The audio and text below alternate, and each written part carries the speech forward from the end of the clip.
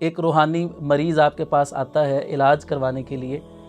تو آپ کی کیا ترتیب ہوتی ہے؟ آپ لوگوں سے کیسے ان کو ڈیل کرتے ہیں؟ ہم سب سے پہلے اس سے چند سوال کرتے ہیں۔ آپ اس سے پہلے بھی کسی معالج کے پاس گئے ہیں یا نہیں؟ کتنی نمازیں پڑھتے ہو؟ جادو زدہ جو شخص ہے اس کی نیند خراب بھی ہو جاتی ہے، جی ہاں، مطلب بے خوابی بے کا خوابی مرض کی علامت اور بے چینی اور سکون کی نیند نہیں۔ اچھا، یہاں پر لوگ کچھ اعتراض کرتے ہیں، کہتے ہیں کہ یہ جادو اگر حق ہے تو یہ پاکستان انڈیا کے اندر ہی کیوں ہوتا ہے لوگوں کو؟ یہ جو ترقی یافتہ ممالک ہیں، یورپ ہے، امریکہ ہے، برطانیہ ہے، وہاں پر یہ لوگوں کو جادو کیوں نہیں ہوتا ہے؟ صرف پاک و ہند میں نہیں بلکہ پوری دنیا میں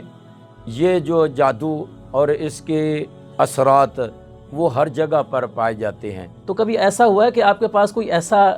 مریض آیا ہو کہ جو پہلے تو جادو کو مانتا نہیں تھا، تو آخر کار اس کو آپ کے پاس یا کسی بھی معالج کے پاس جانا ہی پڑا اپنے روحانی علاج کے لیے، اور پھر بعد میں وہ مانا کہ واقعی یہ جادو ہے، پہلے وہ اس کو مانتا نہیں تھا؟ اگر جادو کی حقیقت نہ ہوتی یا جادو کا اثر نہ ہوتا تو پھر رسول اکرم جناب محمد رسول اللہ علیہ وسلم نے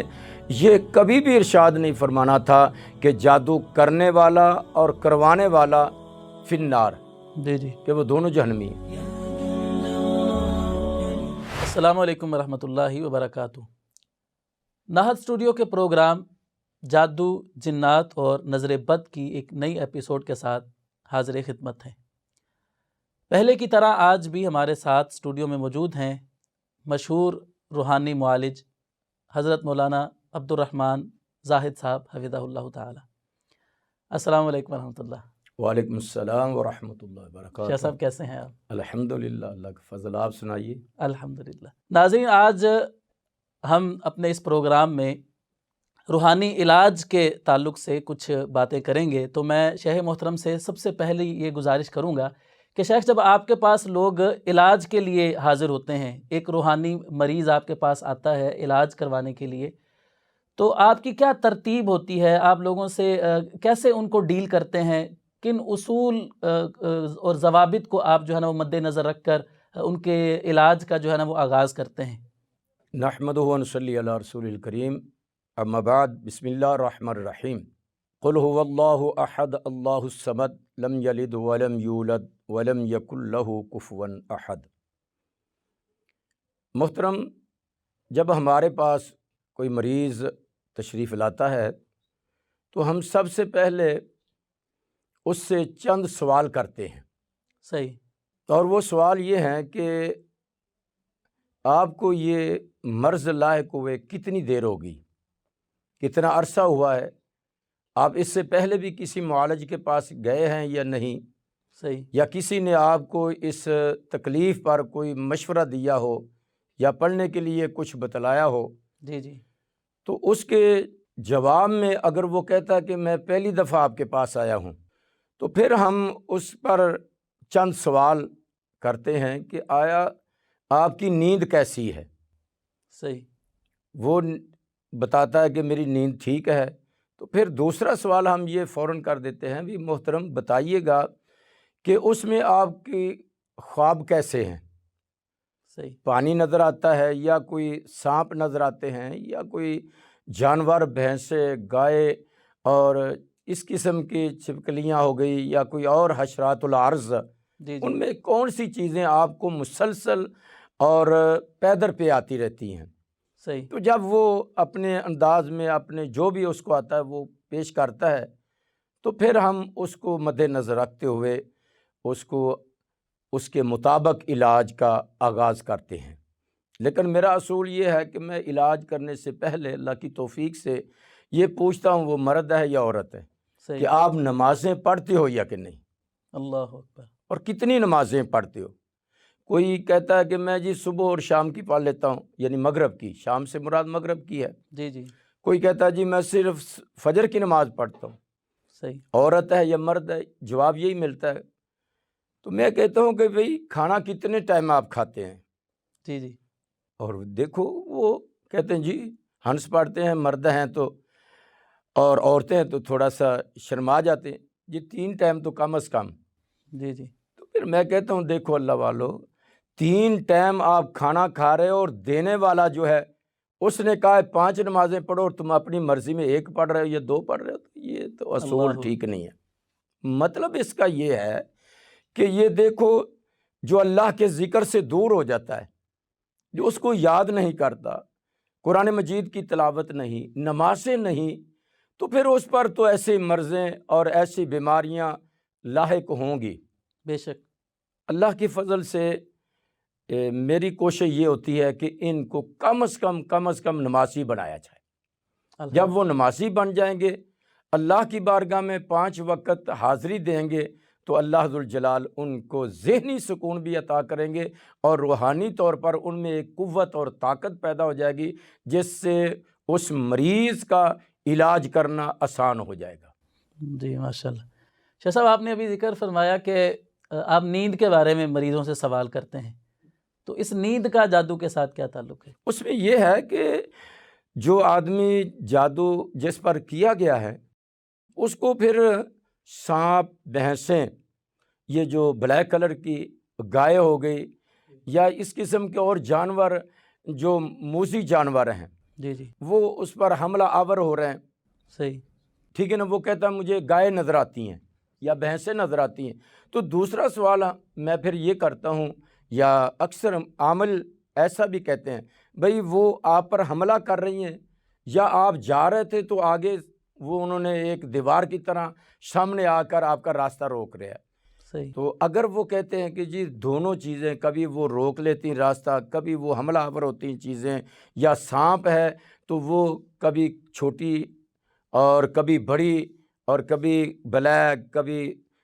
ڈبیوں والا، کسی نہ کسی شکل اختیار کر کے وہ مجھے خوف زدہ کرتا ہے، کوئی کہتا ہے کہ میرے جسم کے ساتھ چمٹ جاتا ہے، تو پھر اندازہ جب یہ اپنی باتوں کو آگاہ کرتے ہیں تو ہم اندازہ کر لیتے ہیں کہ واقعتاً اس پر جادو ہوا ہے۔ اور جادو زدہ جو شخص ہے اس کی نیند خراب بھی ہو جاتی ہے، جی ہاں، مطلب بے خوابی کے بے خوابی مرض کی علامت، اور بے چینی اور سکون کی نیند نہیں، پریشان وہ چیزیں یا جو جادو کر کے انہوں نے ان پر عمل کیا گیا نا، اس کی وجہ سے وہ متاثر ہوتا ہے۔ جیسے بخار ہو گیا، جی جی نزلہ زکام ہے، یا کوئی اور مرض ہے، جی جی، بڑی سے بڑی موذی مرض ہے یا چھوٹی مرض ہے، تو انسان ڈسٹرب ہو جاتا ہے، پریشان ہو جاتا ہے۔ ایسے ہی یہ روحانی بھی مرض جب لائق ہوتی ہے یا کسی پر جادو کیا جاتا ہے تو وہ پھر متاثر ہوتا ہے۔ صحیح، جزاک اللہ۔ شیخ، آپ نے اپنے حساب سے ایک مریض کا علاج جو ہے نا وہ شروع کیا، آپ نے اس کو دم بتایا اور کوئی ذکر اذکار پڑھنے کے لیے بتائے، مریض نے ان کو پڑھنا شروع کر دیا، تو وہ آپ کے پاس دوبارہ آ جاتا ہے اور کہتا ہے کہ مجھے کوئی فرق نہیں پڑ رہا، جی، تو آپ کیسے اندازہ لگا لیتے ہیں؟ جیسے ڈاکٹر کو پتہ چل جاتا ہے نا کہ مریض کی صورتحال کیسی ہے، تو آپ کیسے اندازہ لگا لیتے ہیں کہ مریض جو ہے وہ بہتری کی طرف جا رہا ہے، میرا بتایا ہوا وظیفہ اس پر کام کر رہا ہے یا نہیں کر رہا؟ آپ کو کیسے پتہ چل جاتا ہے اس حوالے سے؟ سب سے پہلی بات یہ ہے محترم کہ اس سے سوال کیا جاتا ہے کہ جو میں نے آپ کو عمل دیا تھا، جی جی مثلاً اسے کہا کہ فجر کی نماز کے بعد آپ نے یا اللہ یا قادر، جی، یہ آپ نے پڑھنا ہے، صحیح، اس کو تعداد بتا دی، 100 بتا دیا، 200، کیونکہ اس سے پہلے پوچھا جائے گا کہ آپ کے پاس ٹائم، کیا کام کرتے ہیں، کیا مصروفیات ہیں، صحیح، اس کے مطابق اسے تعداد میں بتا دیتے ہیں کہ آپ اتنا ذکر کریں۔ جی اور اس کا بھی مقصد صرف یہ ہے کہ یہ کتنی دیر اللہ کے ذکر میں لگا رہے اور اس پر اللہ کی رحمتیں ہوں۔ جی جی اب آپ نے جو سوال کیا ہے کہ ان سے آپ سوال کرتے ہیں، مریض کہتا ہے کہ میں ابھی تک مجھے اثر نہیں ہوا، یا ابھی تک میں مطمئن نہیں، یا میری مرض میں کوئی فرق نہیں آ فرق رہا، نہیں ہوا، جی تو پھر سب سے پہلے جو سوال میں کرتا ہوں وہ یہ ہے کہ کیا جو میں نے آپ کو وظائف بتائے تھے وہ آپ نے کیے ہیں؟ جی، وہ کہتے ہیں جی 1-2 دن تو میں نے پڑھا، پھر مجھے پڑھنے میں دشواری ہوئی ہے، میں پڑھ نہیں سکا، صحیح، ٹھیک ہے۔ وہ یہ علامت ہے کہ وہ جو عمل کیا گیا تھا، جس مقصد کے لیے کیا گیا، یا جو چیزیں اس کو پریشان کر رہی تھی، انہوں نے اللہ کا ذکر کرنے سے جی جی، اسے روک دیا، اور کاہلی اور سستی اس میں آ گئی ہے شیطان کی طرف سے، شیطان کی طرف سے۔ دیکھو، ایک معالج اپنے مریض کو دوائی تجویز کرتا ہے اور وہ نسخہ دیتا ہے، وہ خرید لیتا ہے، گھر جا کے ایک دن کھائی، اگلے دن اس کو چھوڑ دی، جی تو پھر وہ اس کو سکون اور آرام تو نہیں آئے گا، جی جی پھر وہ تندرست تو نہیں ہوگا جب تک اس کے جو معالج ہے اس کے مطابق، اس کی دوائی کے ٹائمنگ کے مطابق استعمال۔ ایسے ہی اللہ کا اگر ذکر نہیں کیا گیا، اس میں اس نے دلچسپی نہیں رکھی اور عدم موجودگی کی وجہ سے وہ اس کو سکون نہیں ہوا، تو پھر ہم کہتے ہیں کہ بھئی اس پر پابندی کریں اور آپ اس کے ساتھ یہ وظیفہ کریں۔ مثلاً کہ پہلے ان کو کہا کہ آپ یہ صورتیں پڑھیں، ان کے ساتھ کہہ دیا جاتا ہے کہ آپ درود ابراہیم کی تعداد پہلے 11 ہیں، اب 21 مرتبہ کر لیں، اور آپ سورت مرسلات میں نے بتلائی تھی فجر کی نماز کے بعد، اب ایسے کریں مغرب کی نماز کے بعد سورت تغابن شروع کر دیں۔ صحیح یہ ہم بتا کے بھیج دیتے ہیں، اور آئندہ جب آتے ہیں تو ان سے پوچھتے ہیں تو کہتے ہیں پہلے سے میں ٹھیک ہوں، تو ہم پھر یقین کر لیتے ہیں کہ اللہ کی رحمت سے اس پر اثر شروع ہو گیا ہے اور بہتری کی طرف چلا جائے گا۔ پھر وہ اس کو اور باتیں بتانے کی وجہ سے، اللہ کے ذکر کی وجہ سے وہ اللہ کے فضل سے ٹھیک ہو جاتا ہے مریض۔ الحمدللہ۔ شاہ صاحب، لوگ آپ کے پاس جب آتے ہیں علاج کروانے کے لیے تو ان کو ایسا لگ رہا ہوتا ہے کہ ان پر جادو ہوا ہے، لوگ کہہ دیتے ہیں جی تمہارے اوپر جادو ہوا ہے، تو ایسا بھی تو ہو سکتا ہے کہ ان کو لگ رہا ہو کہ ان پر جادو ہوا ہے لیکن حقیقت میں جادو ہو ہی نہ۔ تو آپ سب سے پہلے تو یہ بھی تو دیکھتے ہوں گے نا کہ یہ مریض واقعی روحانی علاج کا، یعنی اس کو روحانی علاج کی ضرورت ہے بھی یا نہیں، تو اس کی تحقیق آپ کیسے کرتے ہیں؟ اس کا یہ ہے محترم کہ میرا جو اصول ہے، ہر معالج کا اور ہر عامل کا اپنا اپنا علیحدہ علیحدہ تجربہ ہے، اور ان کے علیحدہ اصول ہیں، اور ان کا علیحدہ اپنا ایک طریقہ علاج ہے۔ میرا طریقہ علاج اللہ کی رحمت سے یہ ہے، اور میرے استاد محترم کا بھی یہی تھا، وہ فرماتے ہیں کہ بیٹا اس پر قرآن مجید کی آیات بینات، وہ جن میں جادو اور سحر کا ذکر ہے، صحیح وہ آیات بینات پڑھے صحیح اور ان کو تکرار کے ساتھ پڑھے۔ صحیح اچھا، اس کا فائدہ کیا ہے کہ اگر آپ پر جادو ہوا ہے تو آپ بے چین ہونا شروع ہو جائیں گے، یعنی آپ مریض کو اپنے سامنے بٹھا کے اس کے سامنے قرآن کی آیتیں پڑھتے ہیں کہ اس سے ہم سوال کرتے ہیں کہ میں نے بھئی اتنا پڑھا ہے کہ کیا آپ کے جسم پر کوئی تبدیلی نمایاں ہوئی؟ تو وہ کہتے ہیں جی میرا جسم پر وزن پڑ گیا ہے، قرآن سن کر کندھوں پر وزن پڑ گیا ہے، میرا سر چکرانا شروع ہو گیا ہے۔ یہ علامات ہیں، وہ جتنی مرض ہوگی اس کے مطابق اس کو اتنا دباؤ یا اتنا اس پر جو ہے نا وزن پڑنا شروع ہو جائے گا۔ جب وہ یہ کہتا ہے تو پھر ہم کہتے ہیں ٹھیک ہے جی، اللہ تعالیٰ آپ کو سکون دے گا، اللہ تعالیٰ آپ پر رحمت فرمائیں گے، ٹھیک ہو جائیں گے آپ، لیکن اس کے لیے آپ جو ہے نا یہ کام آپ کو کرنا پڑے گا، آپ کو ہفتے بعد آنا پڑے گا تاکہ ہم آپ کو دم کرتے رہیں، اور کچھ وظائف ایسے ہیں جو ہم آپ کو بتائیں گے، آپ نے وہ پراپر ان کو پابندی کے ساتھ کرنا ہوگا، تو اللہ تعالیٰ آپ کو صحت عطا فرمائے۔ رپورٹ بھی آپ لیتے رہیں کہ جی، بہتری ہو رہی ہے، نہیں لیتے ہو رہی، یا ہاں وظیفے کے بدلنے کی ضرورت اگر ہے تو وہ جی آپ کو بتا دیں۔ وہ ہم دیکھو نا، جیسے ڈاکٹر اپنے نسخہ بدلتا ہے، پہلے لو پھر اس سے وزنی، پھر اس سے بڑی، ایسے ہی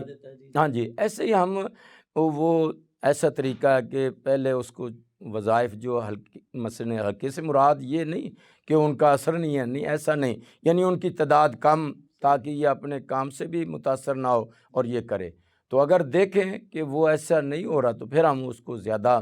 ڈوز دے دیتے ہیں اللہ کی رحمت سے، اللہ کے کلام کی اور رسول اکرم صلی اللہ علیہ وسلم پر درود پاک، درود ابراہیم پڑھنے کی۔ اچھا، یہاں پر پھر یہ دیکھا جا سکتا ہے کہ یہ جو معالج 2 نمبر معالج ہوتے ہیں آپ کہہ لیں، جی وہ تو لوگوں کی اس مجبوری سے فائدہ اٹھاتے ہوئے ان کے پاس جو بھی آ گیا شخص جی علاج کروانے کے لیے، بھلے اس کو جادو ہے یا نہیں، بھلے اس کو کوئی اور ہی مسئلہ ہے، اس کو کوئی بخار یا کوئی جسمانی بیماری ہے، تو وہ اس کو زبردستی اس جادو کی طرف لے کر آتے ہوں گے کہ آپ کو جادو ہے، حالانکہ جادو نہیں بھی ہوتا ہوگا اس کو۔ شیخ، اس کے بارے میں یہ ہے کہ میرے پاس مریض چونکہ آتے ہیں، میں تقریباً میری عمر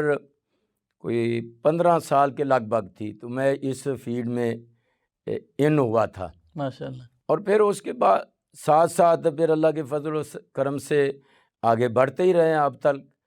تو اس میں یہ ہے کہ بعض معالجوں کے بارے میں یہ آ کر بتاتے ہیں حاملوں کے بارے میں کہ جی وہ پوچھتے نہیں، صحیح، مثلا پوچھتے نہیں، کوئی بات کرنے بھی لگیں بس آپ خاموش ہو جائیں، جی میرے پاس کیوں آئے ہیں، میں سبھی کچھ آپ کو بتاؤں گا۔ صحیح، اچھا اب وہ کیا بتاتا ہے؟ جی آپ پریشان رہتے ہیں، آپ کا جو ہے وہ نیند بہت آتی ہے،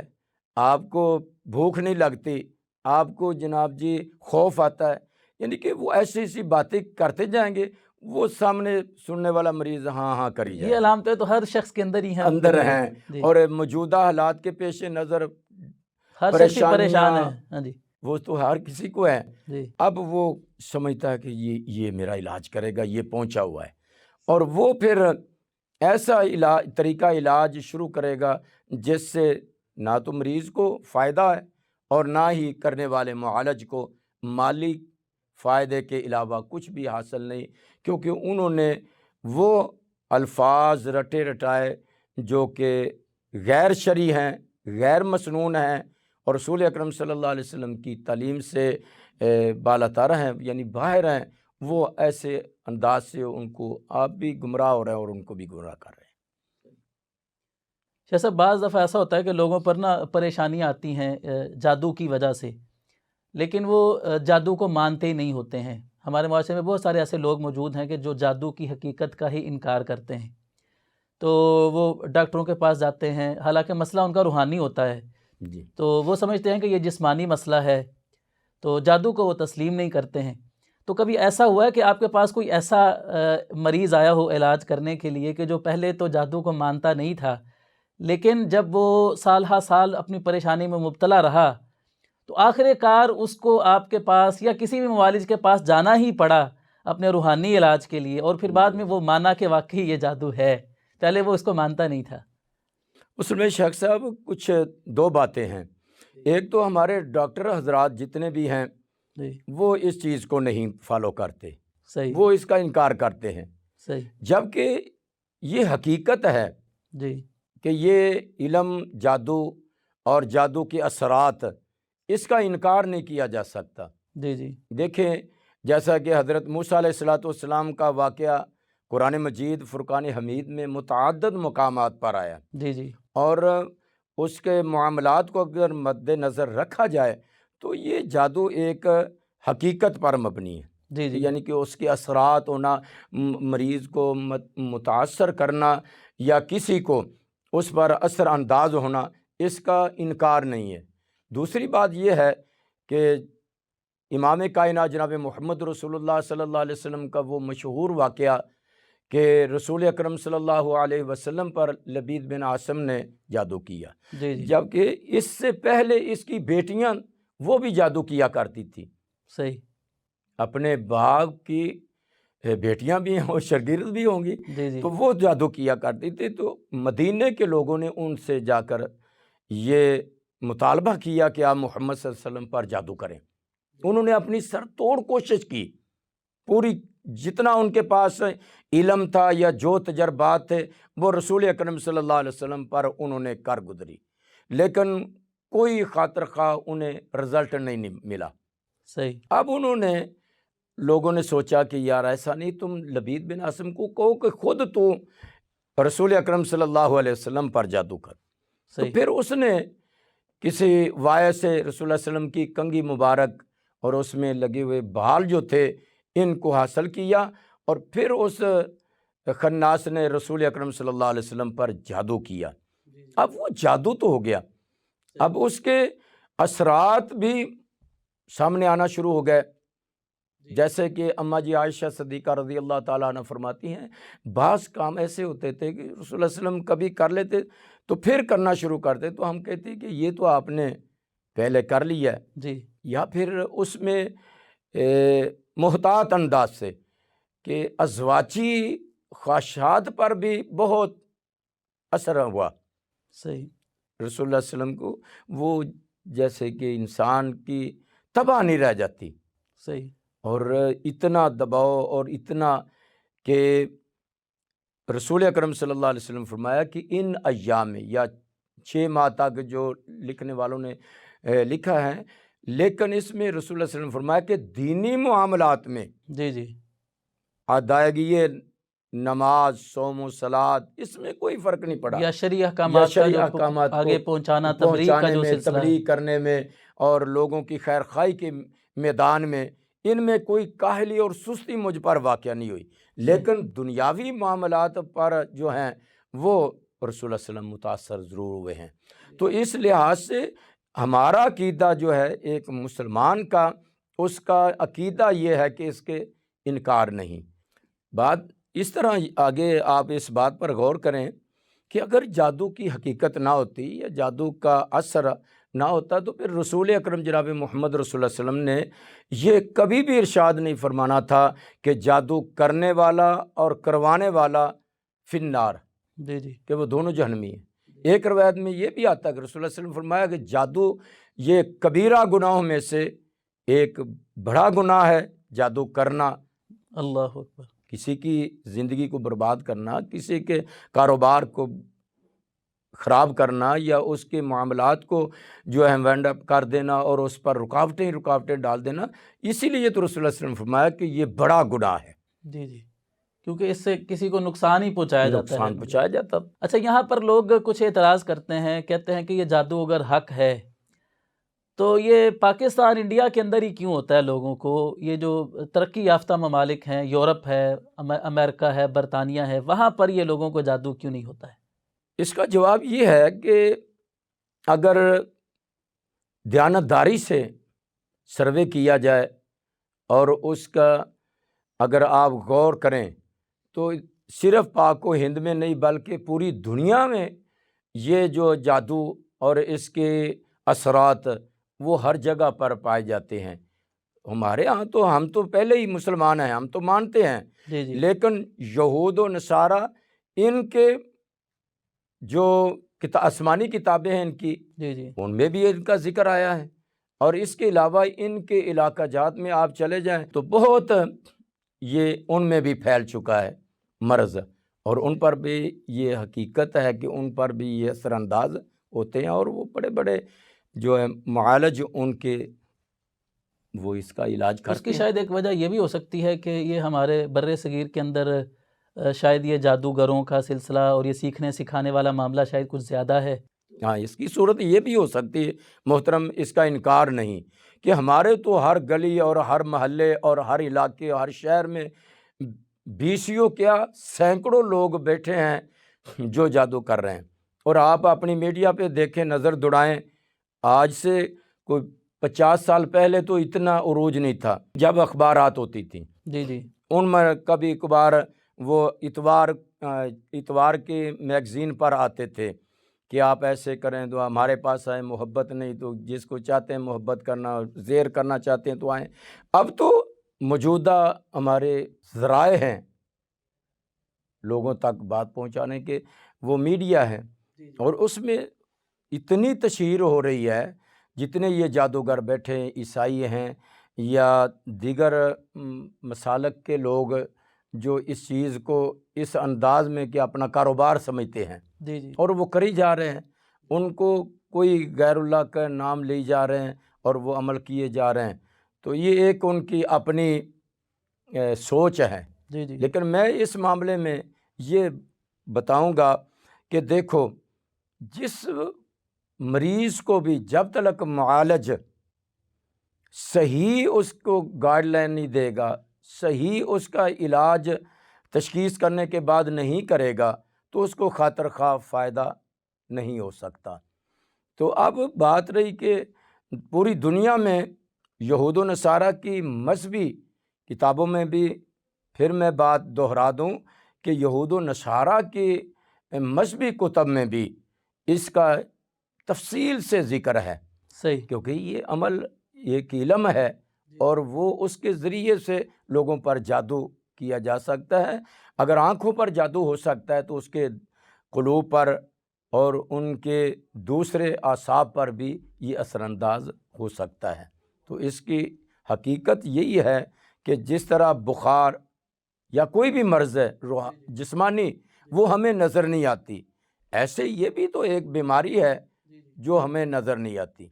تب یہاں یہ سوال پیدا ہوتا ہے، جی دیکھو وہ تو ہم جب اس کا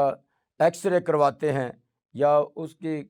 ٹیسٹ کرواتے ہیں، خون ٹیسٹ کراتے ہیں، ہمیں پتہ چل جاتا ہے ڈاکٹروں کو، تو اس کا آپ کو کیسے پتہ چلتا ہے؟ وہی اس کی بھی تشخیص، جیسے میں نے پہلے بھی بتایا ہے کہ ہم قرآن مجید فرقان حمید کی آیات بینات پڑھ کر اس پر دم کرتے ہیں اور اس کے پھر سوال کرتے ہیں کہ آپ پر کیا کیفیت اس کی کیا ہے کیفیت کیا ہے، جی اور وہ بتاتے ہیں تو پھر ہم اس کے مطابق اس کا علاج کرتے ہیں۔ شیخ صاحب، آپ جب کسی مریض کو طریقہ بتاتے ہیں علاج کا، وظیفہ بتاتے ہیں، قرآن مجید کی صورتیں بتاتے ہیں، اذکار بتاتے ہیں، تو وہ اس پر عمل بھی کرتا ہے جیسے جیسے آپ بتاتے ہیں، پابندی کے ساتھ وہ اذکار، وہ صورتیں سب کچھ پڑھتے ہیں، لیکن پھر بھی ایسا ہو جاتا ہے بعض دفعہ کہ مریض شکایت کرتا ہے کہ مجھے فرق نہیں پڑ رہا، تو آپ کیا سمجھتے ہیں کہ ایسا کیوں ہو سکتا ہے کہ آپ کے بتائے ہوئے وظیفے عمل بھی ہو اور باقاعدگی سے عمل بھی ہو؟ تو ایسا ہو سکتا ہے کہ کوئی رکاوٹیں ہوں جو علاج کے بیچ میں حائل ہو جائیں؟ محترم، بات اس طرح ہے کہ جس طرح جسمانی بیماریاں ہیں، جی وہ ڈاکٹر بہترین سے بہترین نسخہ تجویز کر کے اس کا علاج کر رہا ہوتا ہے، جی اور وہ کئی ہفتے گزر جاتے ہیں تو اس کو خاطر خواہ فائدہ نہیں ہوتا، جی ٹھیک ہے نا۔ اسی طرح ہم اگر قرآن مجید کی آیات بینات پڑھتے ہیں، کوئی وظائف کرتے ہیں، سب کچھ کرتے ہیں، تو اگر اس کو فائدہ نہیں ہو رہا جی تو ہم پہلے نمبر پر تو اس کو کہتے ہیں کہ مایوس نہیں ہوں، صحیح، دوسرے نمبر پر ہم اپنی طور پر بھی اللہ سے دعا کرتے ہیں کہ یا الہ العالمین، میرا پڑھنا پڑھانا جی جی یا تلاوت کرنا یا اس کا سننا یا اس کا پڑھنا، یہ اس وقت کارآمد ہوگا، اس وقت اس سے فائدے حاصل ہوں گے جب آپ کی رحمت شامل ہو ہوئی۔ بے شک بے شک، پھر ہم اس کو کہتے ہیں کہ بھائی ذرا دیکھو، آپ اپنی جو ہے نا ٹائمنگ، اس میں اور زیادہ اضافہ کر لو اللہ کے ذکر کے ساتھ، اور اپنا ربط جو ہے وہ اللہ کی ذات کے ساتھ لگاؤ اور اس سے اپنے گناہوں کی معافی مانگو، جی جی تاکہ اللہ ذوالجلال جس گناہ کی وجہ سے تم پر ناراض ہے، وہ گناہ جب مٹ جائے گا، معاف ہو جائے گا، تو پھر آپ کو اللہ تعالیٰ صحت عطا فرمائیں گے۔ تو اس لیے ہم نہ تو خود پزل ہوتے ہیں اور نہ ہی مریض کو کوشش کرتے ہیں کہ یہ مایوس ہو۔ صحیح، اور دوسری بات یہ ہے، میری اپنی ایک سوچ ہے کہ ایک مریض کو میں زیادہ نہیں کھینچتا صحیح، کہ بھی آپ آتے رہیں جی ٹھیک ہو جاؤ گے، جی ٹھیک ہو جاؤ گے، آپ ایسے نہیں، یقیناً کہ میں صرف یہ کہ یار اس کا بھلا ہو جائے، جی جی میں فوراً ایک بالفرض میں اس کو کہتا ہوں کہ آپ میرے پاس 3 دفعہ تشریف لائیں اور اس میں اللہ تعالیٰ کرم کر دے گا، اور اگر تیسری بار وہ کہتا ہے جی میں اسی طرح پریشان ہوں، تو میں کہتا ہوں اچھا، میں پھر جو میری فیلڈ کے اچھے عامل ہیں، جی جی یعنی کہ مسلکاً قرآن و سنت سے وابستہ ہیں، جی جی جن کے بارے میں علم ہے مجھے کہ یہ ایسی چیزیں اور یا ایسا عمل نہیں بتلائے گا جو قرآن و سنت سے باہر ہے، صحیح، میں پھر ان کی طرف ان کو ریفر کر دیتا ہوں کہ آپ ان سے ملیں، اور وہ مجھ سے زیادہ اس معاملے کو جانتے ہیں، شیخ ہیں بڑے، اس کا اس لیے تعریف کرتا ہوں، ایک تو بھی اللہ کی رضا کے لیے کہ جی اس جی کا جو ذہن بن جائے کہ چلو یہ ہو سکتا ہے چھوٹے عمل میں بڑے کے پاس چلا جاؤں، تو بعض اوقات ایسے عمل بدلنے سے، توحید والے کی طرف بھیجنے سے بھی اللہ تعالیٰ کرم نوازی فرما اس میں شیخ دیتا ہے۔ صاحب میرے خیال میں ذہنی جو ایک اطمینان ہے اور یقین جو ہے جی جی وہ بھی بڑا اہمیت رکھتا ہے، کہ دیکھیں حدیث میں تو دعا کے بارے میں بھی کہا گیا ہے کہ تم جب دعا کرو اللہ تعالیٰ سے تو یقین کے ساتھ کرو، یقین تو میں سمجھتا ہوں کہ ہم یہ جب قرآن مجید کو ہم شفا کے لیے دم کریں، وظائف پڑھیں، تو یقین ہونا چاہیے کہ اللہ تعالیٰ اس سے اثر جو ہے نا وہ دکھائے گا۔ تو میں نے تو ایک دفعہ ایک مثال شیخ صاحب ذکر کی تھی جی جی کہ حضرت ابو سعید خدری رضی اللہ عنہ نے سورہ فاتحہ پڑھ کے جو دم کیا تھا، صحیح بخاری کے اندر جی مشہور جی واقعہ ہے، تو وہ غیر مسلم تھا، وہ جو سردار تھا وہ غیر مسلم تھا،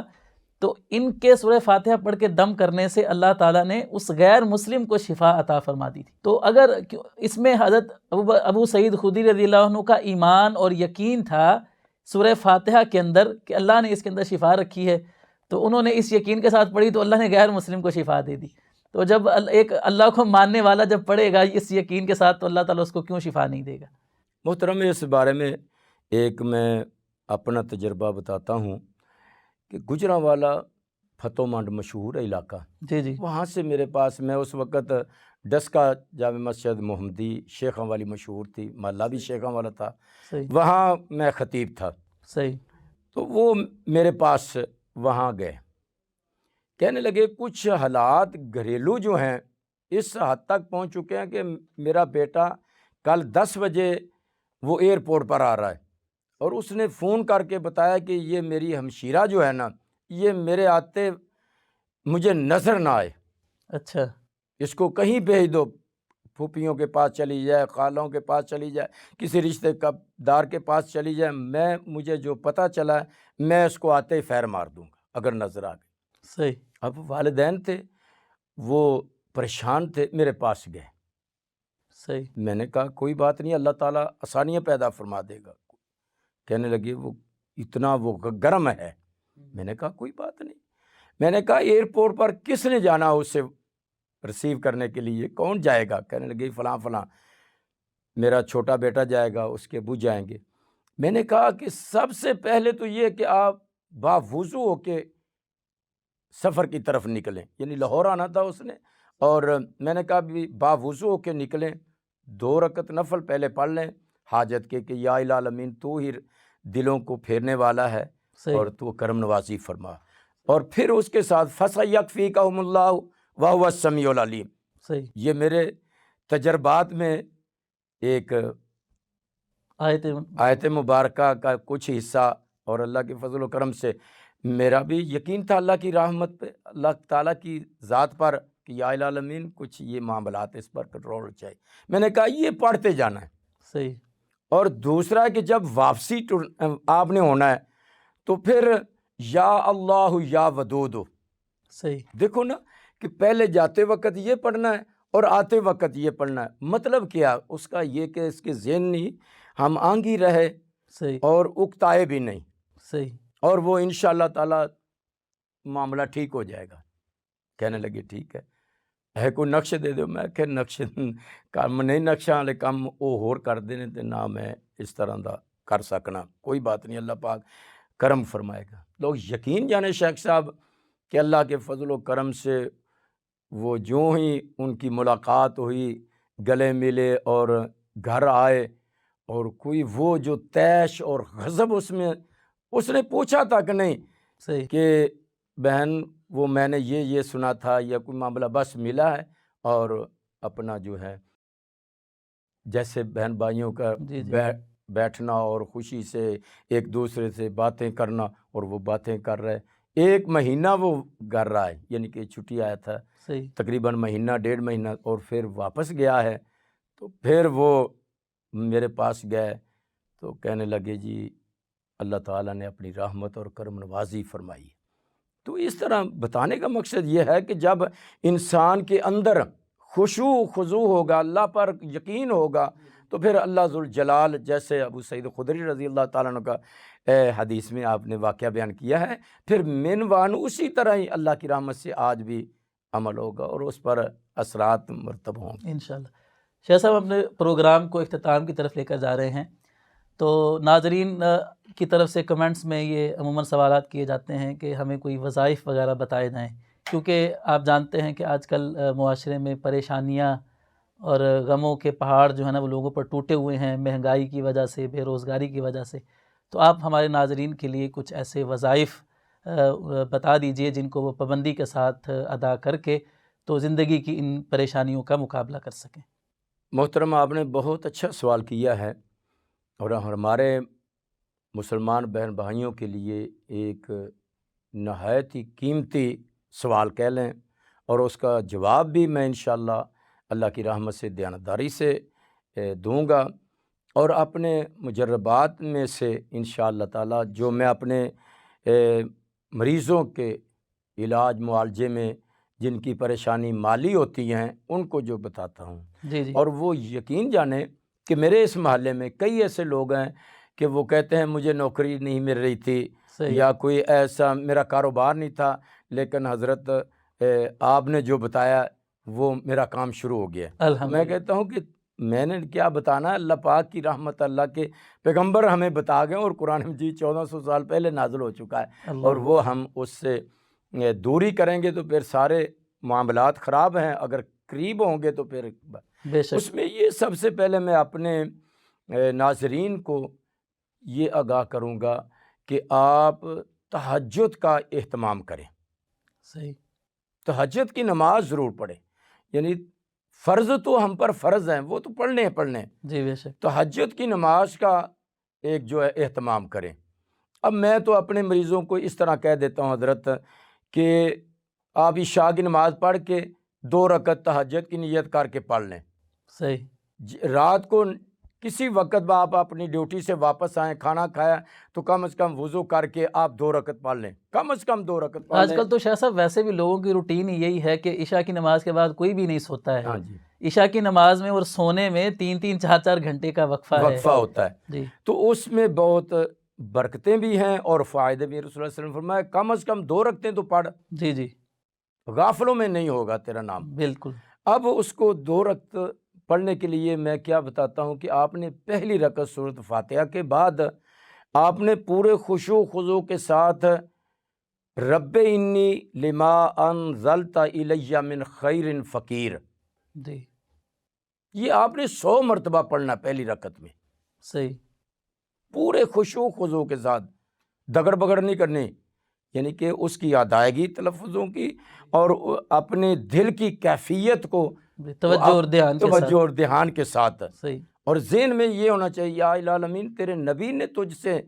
ان الفاظ کے ساتھ مانگا تھا، اور یہ الفاظ اتنے پیارے اور محبوب تجھے لگے کہ تو نے قرآن مجید میں یہ الفاظ امام کائنات جناب محمد رسول اللہ پر نازل کر دی۔ بے شک، تو اس کی حقیقت ہے نا کچھ، بے شک، کہ ایک آدمی بار بار اس سے مانگ رہا ہے، جی جی تو وہ پھر جب یہ 100 مرتبہ پڑھے گا تو اس میں ایک تو خشوع پیدا ہوگا، جی جی بار بار تسلسل کے ساتھ پڑھنے سے وہ ایک لذت جسم میں محسوس ہوگی، اور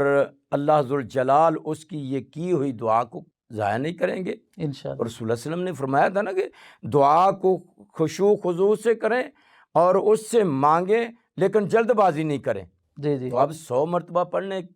کچھ وقت لگے گا۔ جی جی دوسری بات، میں دوسری رکعت میں اسے یہ کہتا ہوں کہ آپ نے سورہ اخلاص پڑھنی، صحیح، وہ بھی 100 مرتبہ ہی کہتا ہوں۔ صحیح، 100 مرتبہ کہنے کا مطلب یہ ہوتا ہے کہ ذرا کافی ٹائم اس کے ذکر میں لگے، جی جی، یعنی یہ کوئی مسنون عمل تو نہیں ہے، یعنی یہ نہیں کہہ سکتے کہ یہ رسول اللہ علیہ وسلم کا طریقہ ہے، جی جی لیکن اس سے ہٹ کر بھی نہیں، کیونکہ کچھ وظائف رسول اللہ صلی اللہ علیہ وسلم نے فرمایا یہ 100 مرتبہ، یہ 100 مرتبہ، جس نے سبحان اللہ و بحمدہ سبحان اللہ عظیم 100 مرتبہ پڑھا، یا سبحان اللہ و بحمدہ 100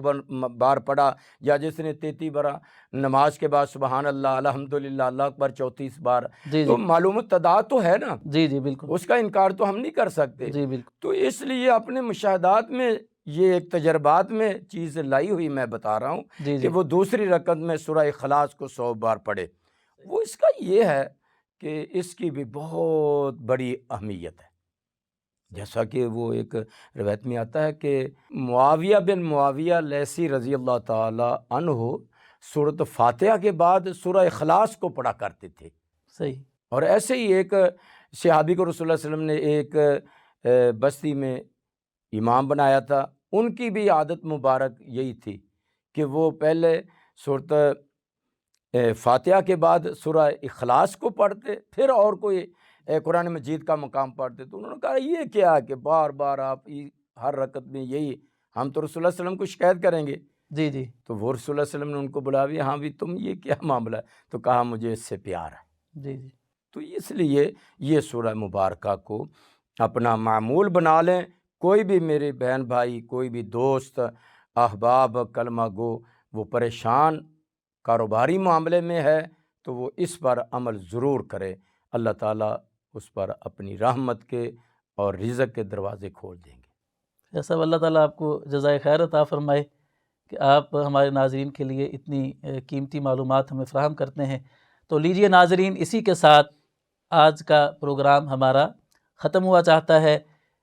اگلی ایپیسوڈ میں نئی معلومات کے ساتھ دوبارہ حاضر خدمت ہوں گے۔ تب تک کے لیے اجازت دیجیے۔ السلام علیکم ورحمۃ اللہ وبرکاتہ۔